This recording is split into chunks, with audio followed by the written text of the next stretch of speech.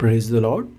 ఈరోజు దేవుడు మనకిస్తున్న వాగ్దానం, కడమ వారిలో కొందరు పలకల మీదను కొందరు ఓడ చెక్కల మీదను పోవలెననియు ఆజ్ఞాపించును. ఈలాగు అందరూ తప్పించుకొని దరిచేరిరి. అపోస్తల కార్యములు 27:44. మానవ జీవిత కథలో విశ్వాసపు వెలుగు నీడలన్నీ పౌలు చేసిన ఈ తుది ప్రయాణపు జయాపజయాల్లో ప్రతిబింబిస్తుంటాయి.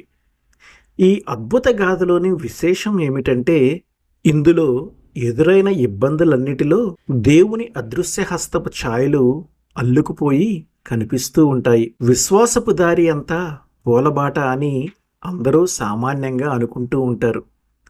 దేవుడు తన జనుల జీవిత విధానాలలో జోక్యం కల్పించుకుని వారిని బాధల దశలో నుండి అద్భుతమైన రీతిలో పైకెత్తి తప్పిస్తాడనుకుంటారు. ఆమేన్.